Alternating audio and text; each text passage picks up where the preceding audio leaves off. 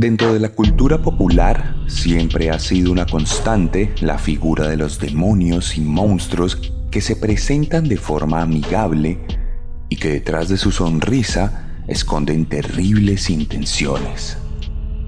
No en vano, existen distintos refranes que nos recuerdan que las apariencias engañan y que lo regalado sale caro.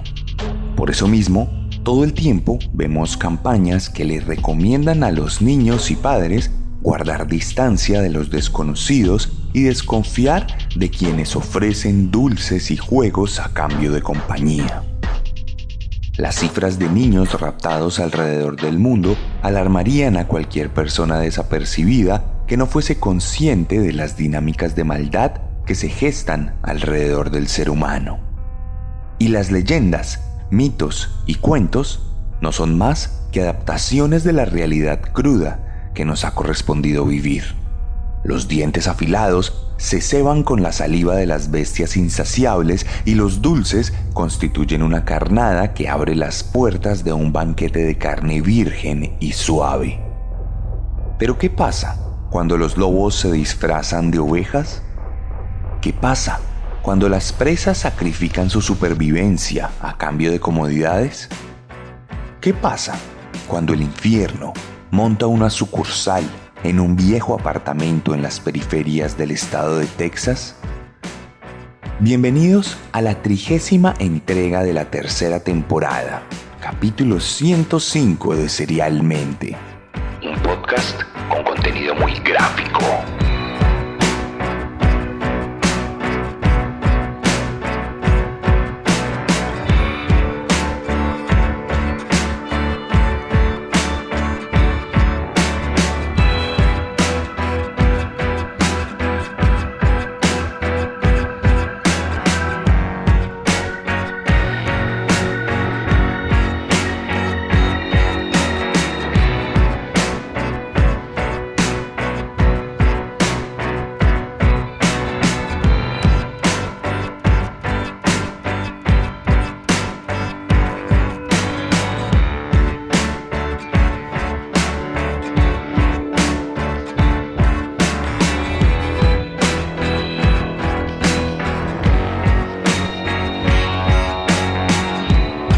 Y hoy les voy a contar una de las historias más votadas para esta temporada. La historia implacable de un depredador que se aprovechó de la inocencia y la curiosidad incipiente de decenas de jóvenes universitarios. Hoy les voy a contar la historia de Dean Corll. Candyman.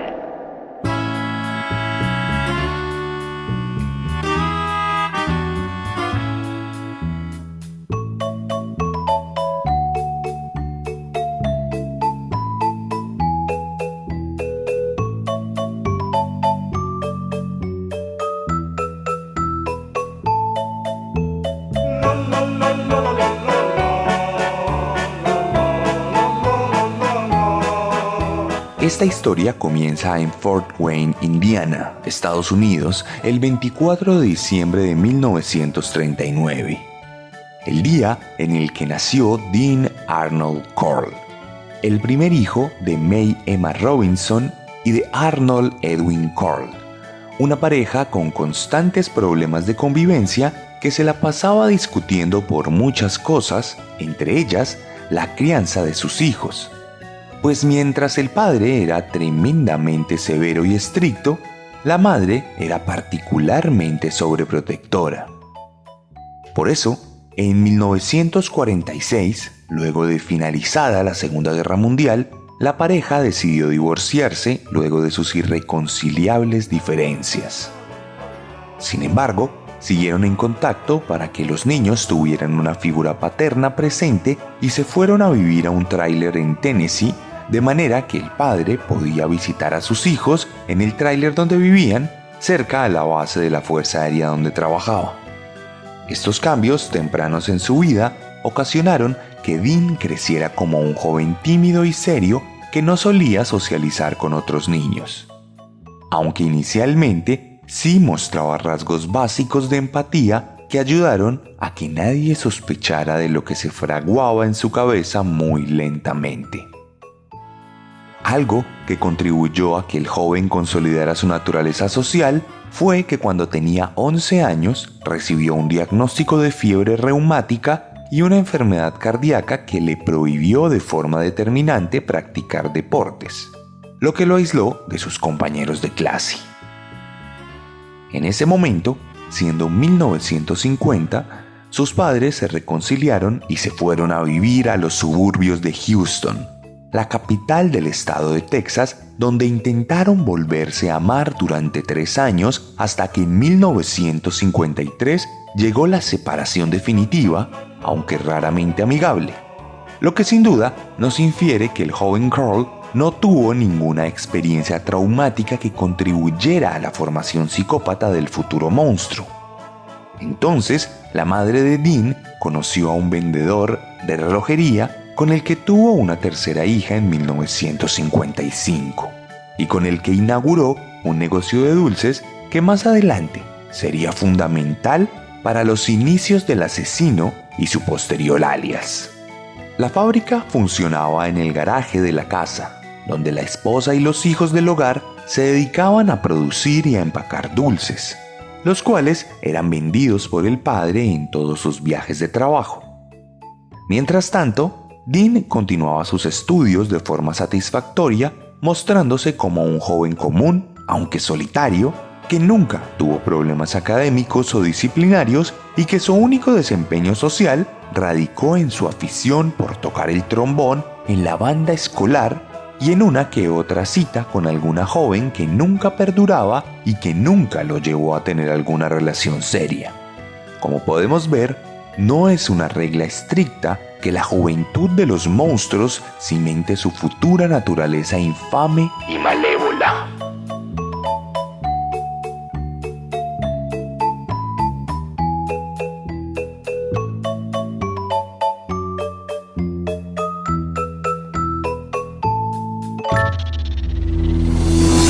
Luego de que Carl se graduó, su familia se trasladó a las montañas cercanas a Houston, donde posicionaron su negocio aprovechando la cercanía a la ciudad donde tenían sus clientes principales.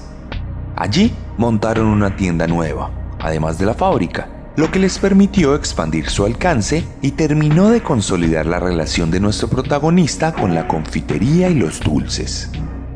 Sin embargo, en 1960, su madre le solicitó irse a vivir a Indiana a acompañar a su abuela, quien recientemente había enviudecido. Este cambio de paradigma le permitió al joven de 20 años explorar un mundo lejos de su familia, lo que coincidió con el lento despertar de sus curiosidades.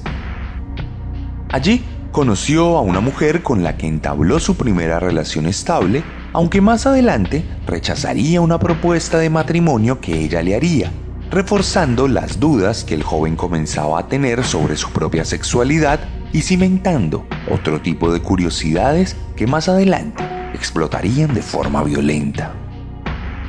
Siendo 1962, Carl volvería al estado de Texas, pero esta vez se independizaría, yéndose a vivir solo a un pequeño apartamento encima de la tienda familiar. Un año después, su madre volvería a divorciarse y abriría una nueva empresa de dulces que rivalizaría teatralmente con la que previamente había formado con su ex esposo.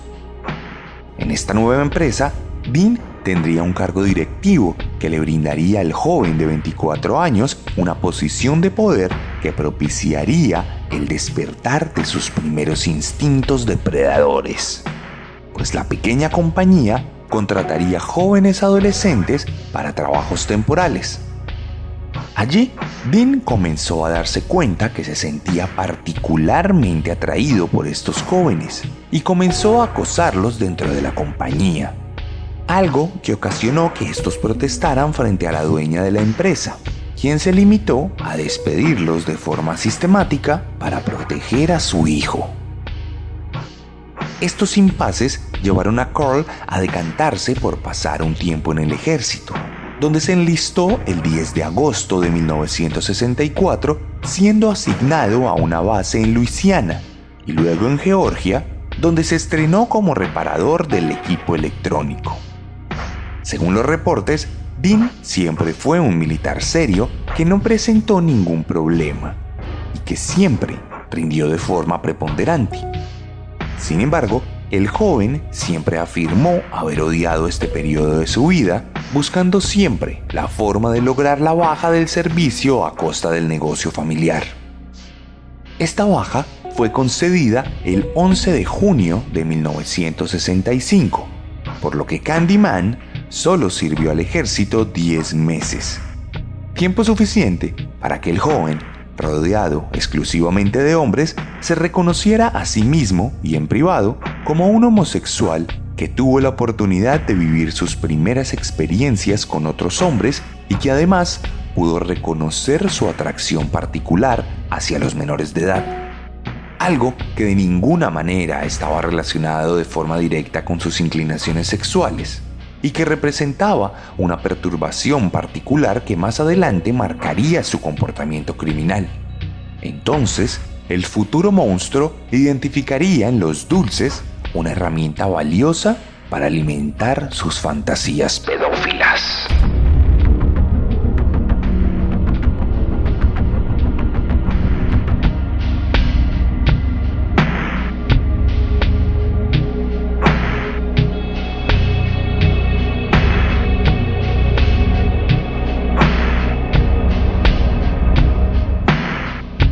En 1965, Carl ya estaba a cargo de la empresa de dulces, la cual había reubicado su sucursal al frente de una escuela pública, por lo que Dean disfrutaba del tráfico constante de jóvenes que visitaban su tienda, a los cuales trataba con una amabilidad particular, llegando a ser reconocido por regalarle dulces a los niños y adolescentes, ganándose el apodo de Candyman o Pied Piper, la versión sajona del flautista de Hamelin, por la forma en que encantaba a los niños con estos regalos.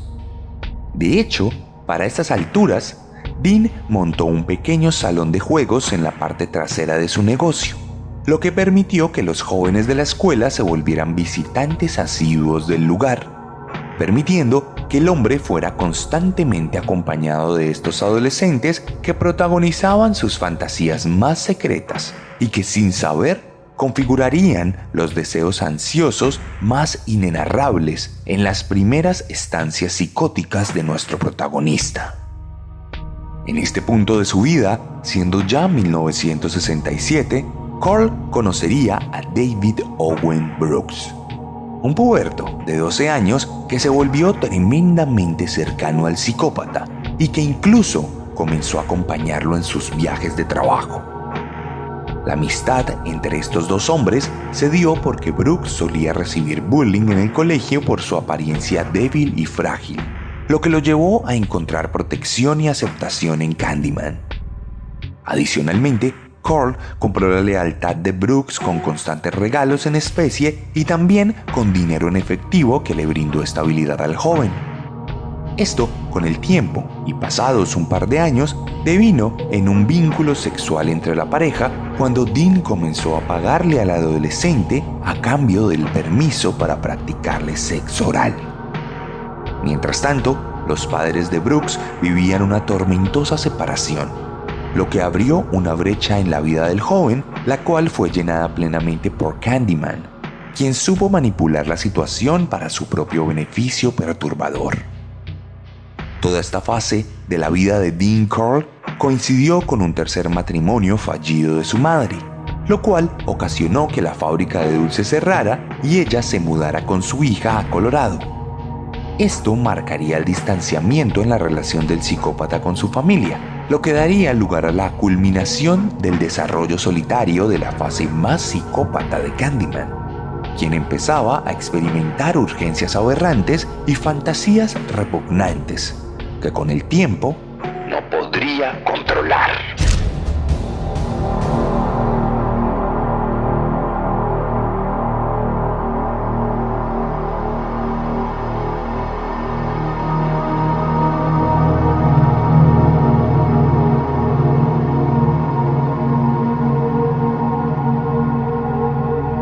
Siendo ya 1970, Dean Carl había permitido que sus fijaciones lo consumieran. Un día se las arregló para raptar a 2 adolescentes a quienes amarró a la base de una cama de 4 postes para abusar de ellos sexualmente. Mientras los torturaba y los sodomizaba, el joven Brooks tenía libre acceso a la casa de Candyman, abrió la puerta para encontrarse con la escena y para sentirse ciertamente horrorizado con lo que había hallado. Sin embargo, Carl reaccionó con calma absoluta y le tranquilizó al joven ofreciéndole $200 que para la época representaban aproximadamente unos $1,500 de hoy, así como un Chevrolet Corvette como obsequio, algo que el joven no dudó en aceptar y que selló un trato macabro que condenaría desde ese momento la vida de por lo menos 28 víctimas que verían su final en la habitación de Dean Carl. Pocos meses después, el 25 de septiembre, Candyman abordó a un joven de 18 años que estaba pidiendo aventón en una carretera cercana a su casa. Mientras lo acercaba a su destino, le invitó a tomarse unas cervezas y a fumar un poco de marihuana, a lo que el joven aceptó. En este caso, y por tratarse de la primera vez, por lo menos que sepamos, Dean actuó completamente solo. Se aprovechó del joven obnubilado por las sustancias y lo amarró a su cama para luego amordazarlo y torturarlo mientras abusaba de él. Minutos después, lo asfixió mecánicamente para luego enterrarlo a las afueras del suburbio donde vivía. Con absoluta frialdad y sin mucho que tramitar en su cabeza, Carl había consumado su primer asesinato. Para él, fue un simple proceso de tramitar sus propias fantasías y de calmar sus fijaciones. No se trató de un punto sublime en su vida o de la consolidación de algo que se venía construyendo. Simplemente fue un paso más, un proceso de prueba y error que resultó exitoso para la satisfacción de sus impulsos. Después de este episodio, Carl sofisticaría su centro de tortura y montaría una mesa diseñada para amarrar personas en posiciones vulnerables. El 13 de diciembre de 1970, el joven Brooks configuraría su primera complicidad directa en los crímenes cuando abordaría a 2 conocidos del colegio pensando en los $400 que ganaría por entregarlos a Dean, quien estaba esperando impaciente en su casa. Cuando los jóvenes entraron al hogar, fueron reducidos rápidamente y amarrados a la mesa de tortura para sufrir el mismo destino: sodomización y abuso. Acto seguido, serían ejecutados mediante asfixia y enterrados en la parte interior de un cobertizo para botes que Carl había rentado y que había adecuado como fosa común de las que serían sus víctimas, demostrando plena y abiertamente que tenía toda la operación fríamente calculada y que no pensaba detenerse. En efecto, 6 semanas después, una pareja de hermanos adolescentes sufriría exactamente el mismo destino luego de ser abordada por Dean y por Brooks. Y entre marzo y septiembre de 1971, otros 6 jóvenes serían manipulados por Brooks y abusados, torturados y ejecutados por Carl, quien luego los enterraría en el cobertizo ya mencionado.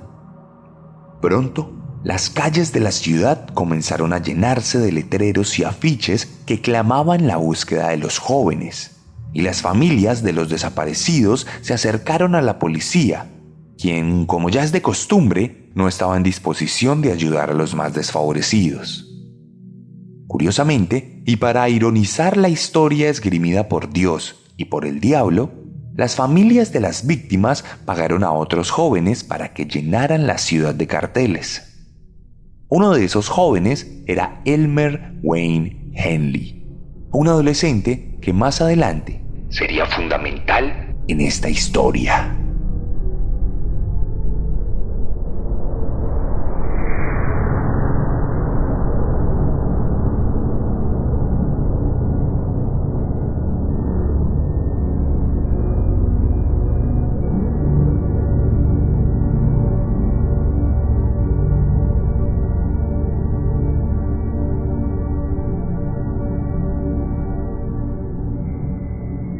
Elmer Wayne Henley nació el 9 de mayo de 1956 en Houston, Texas, en el seno de una familia completamente disfuncional en el que su padre golpeaba periódicamente a todos los miembros del hogar. Cuando llenaba la calle de carteles de Se Busca, tenía apenas 15 años, pero ya estaba completamente curtido en la ignominia de la sociedad norteamericana de por aquel entonces. Por casualidad, Henley se había cruzado con Brooks en algunas ocasiones, y aunque no eran amigos, sí podrían considerarse conocidos, por lo que el joven psicópata lo abordó y lo invitó a la casa de su amigo Dean. Cuando llegaron, Candyman tenía toda la intención de convertir a Henley en su nueva víctima, pero bastó con una rápida mirada para que entre monstruos se pudieran identificar. De inmediato, una camaradería surgió entre los dos, pues era claro que como Carl, Henley era también un cazador, una bestia victimaria dispuesta para la maldad. Entonces, la pareja se convirtió en un trío, y Henley aceptó la propuesta de recibir $200 a cambio de cualquier joven que llevara a su casa. Sin embargo, Dean mintió ligeramente y no contó la verdad del destino de dichos jóvenes. En vez de eso, aseguró que hacía parte de una banda de traficantes de personas que esclavizaba a los jóvenes en otras partes del mundo, como si eso matizara un poco la naturaleza putrefacta del crimen. Cuestión que Henley aceptó la propuesta luego de un par de meses, y después de volverse mucho más cercano al joven Brooks, a quien comenzó a ver como un hermano. El 19 de febrero de 1972, Elmer Wayne Henley participó en su primer secuestro, llevando a un joven que terminaría esposado y amordazado en la casa de Dean para luego resultar en el mismo cobertizo de las demás víctimas. Henley, sin embargo, aseguraría que siempre dejaba a sus víctimas en la sala y que luego se iba, por lo que nunca imaginó que Dean Carl fuera un depredador sexual en carne viva, por lo menos hasta ese momento. Sin embargo, en marzo de 1972, el trío raptaría a un joven de 18 años, al cual drogarían con grandes dosis de marihuana que lo dejarían somnoliento y vulnerable a un ataque inminente que efectivamente vendría. Dean Carl amarraría al joven a la mesa y procedería a abusar de él en frente de Henley, quien quedó estupefacto. En ese momento, el adolescente aseguró que trató de convencer a Candyman de no atacar al joven, pero este le confrontó con violencia y le aseguró que todos los jóvenes que llevaban a casa eran víctimas de su propia mano, lo que sembró una semilla de la discordia que muy lentamente comenzaría a crecer en el corazón de Henley. No obstante, la macabra relación profesional del trío continuó y durante el resto de 1972 se cobraron la vida de por lo menos 10 jóvenes, quienes sufrieron el abuso directo de Candyman, aunque este no les asesinó siempre con sus propias manos. Muchas de estas víctimas sucumbieron bajo el manto psicópata de Brooks y de Henley, quienes en muchas ocasiones terminaron el trabajo de Dean estrangulando a los jóvenes o disparándoles en la frente con una pequeña pistola calibre 22 que utilizaban para deshacerse de los secuestrados sin mayor esfuerzo. Independientemente de quién ejecutara a los jóvenes, el trío siempre participaba de forma grupal en los entierros, por lo que al final, la verdad es que todos contribuían de la misma manera a la ejecución de los homicidios. No obstante, el mismo Brooks fue víctima de los deseos de Dean, quien ordenó en una ocasión que fuera amarrado para ser abusado, algo que sorprendentemente no afectó la relación entre los psicópatas. Entrado 1973, una nueva víctima caería en manos de Candyman, quien disfrutaría sodomizando y torturando a Joseph Lyles, un joven conocido de Brooks y Henley que fue sacrificado por los adolescentes a cambio de un nuevo pago de $200. Sin embargo, para estas alturas, nuestro protagonista sufrió una enfermedad que comprometió sus testículos, por lo que sus impulsos sexuales se vieron notablemente mermados. Y es sabido que, por lo menos de forma oficial, Candyman no se cobró ninguna víctima entre febrero y junio de 1973. Esto, además, coincidió con un breve periodo de tiempo en el que Henley intentó reconstruir sus relaciones familiares y procuró alejarse de Brooks y de Carl de forma infructuosa. Pero como pasa con las bestias que están encerradas en una jaula y son liberadas de repente, en cuanto Dean se recuperó, comenzó una nueva y vertiginosa carrera de muerte que se cobró la vida de 8 jóvenes entre junio y agosto de 1973. De hecho, más adelante, los jóvenes cómplices declararían que el apetito sexual de Dean se había vuelto insaciable y que simplemente se limitaba a exigirles que le trajeran un nuevo niño.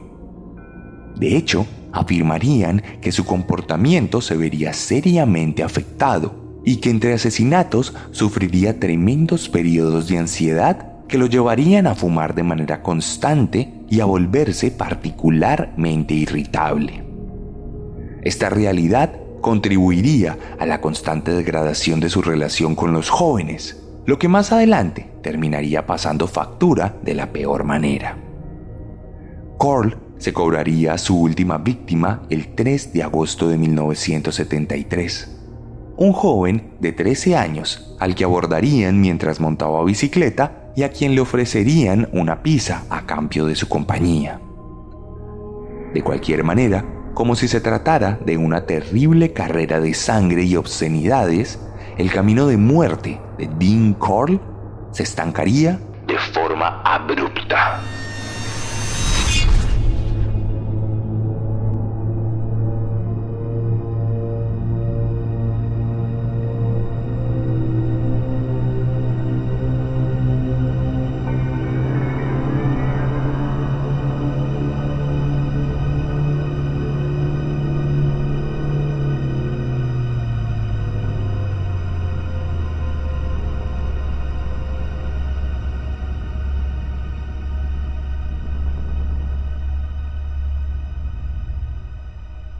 El 7 de agosto de 1973, Elmer Wayne Henley se encontraba particularmente urgido de dinero, por lo que decidió satisfacer las necesidades de Candyman.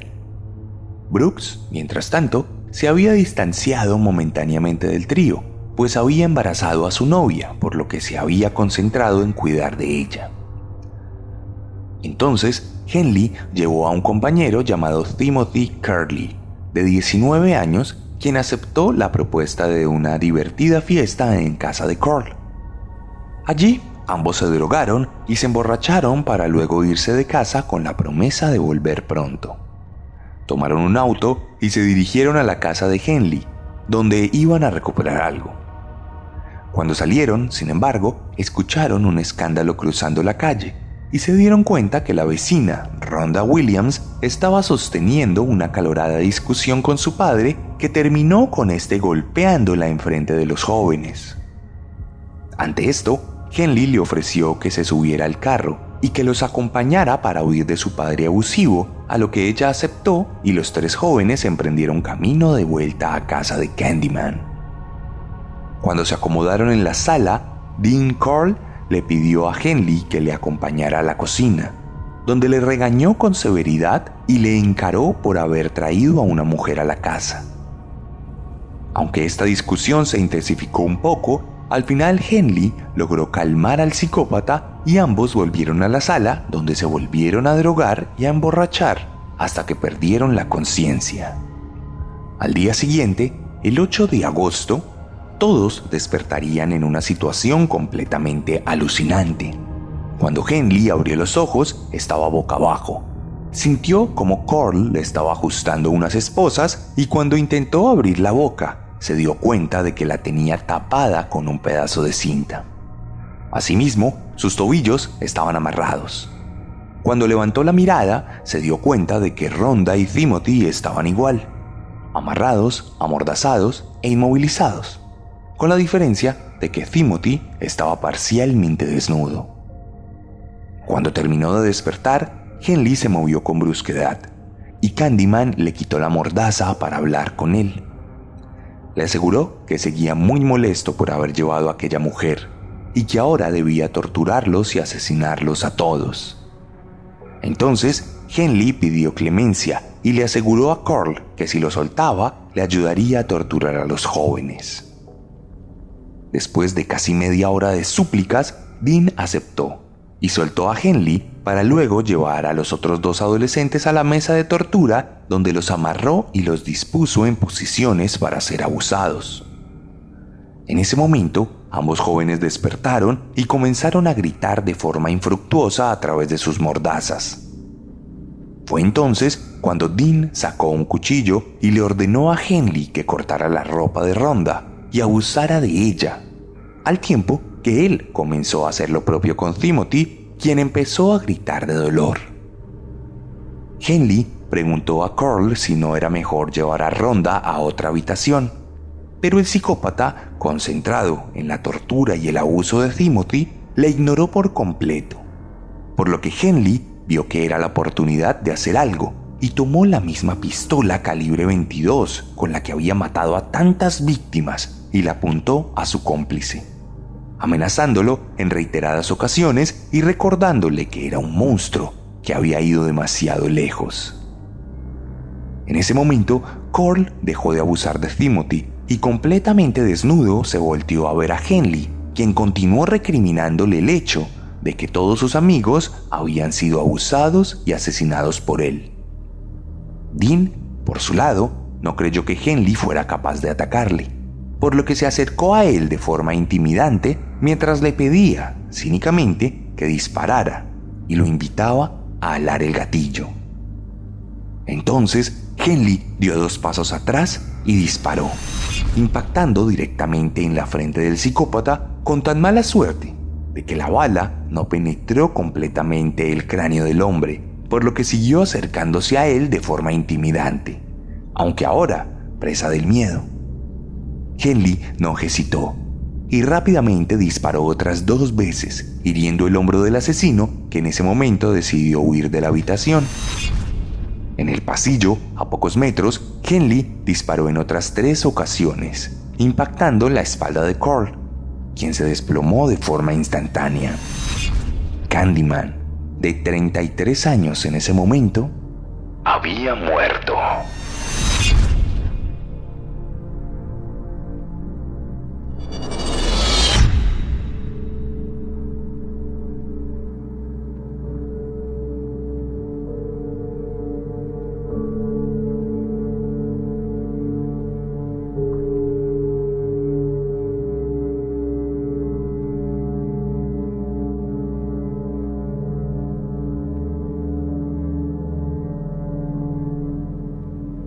Lo que pasó después fue como el epílogo de un thriller criminal.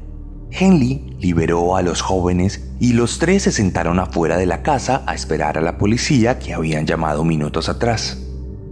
El adolescente se entregó a las autoridades y confesó todos sus crímenes, anunciando la complicidad de Brooks, quien pronto se presentaría a la policía junto a su padre, aduciendo su propia inocencia.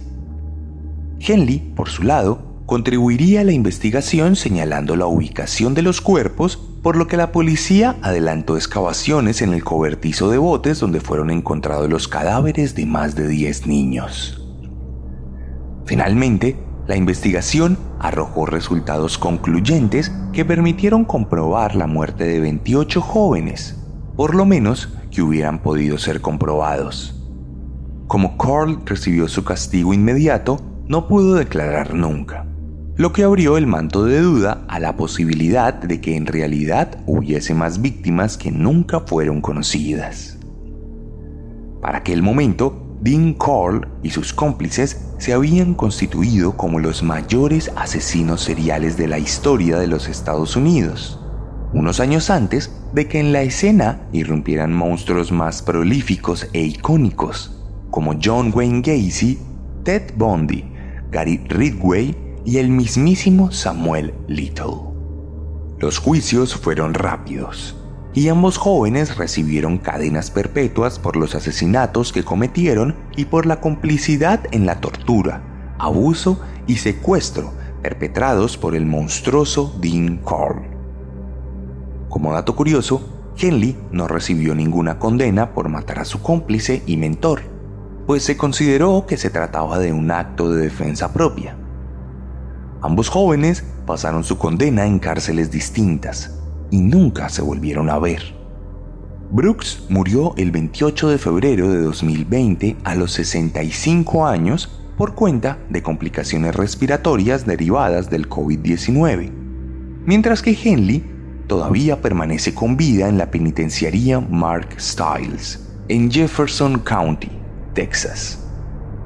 Desde 1980 ha intentado salir en libertad condicional, pero todas sus solicitudes han sido denegadas hasta hoy. La próxima vez que tendrá la oportunidad de salir será en 2025. Actualmente tiene 66 años y ha gozado de cierta fama siniestra debido a que ha sido caracterizado en algunas películas, canciones y series que les dejaré en mi Instagram para que puedan consultar. Por lo pronto, la memoria nefasta de Dean Corll perdura en el sufrimiento constante de los familiares de sus víctimas y en las pesadillas recurrentes de Elmer Wayne Henley tras las rejas. Mientras tanto, Candyman pasa una eternidad seduciendo pequeños demonios con sus dulces infernales, mientras se encuentra a la espera de que el trío vuelva a reunirse, como en los viejos tiempos.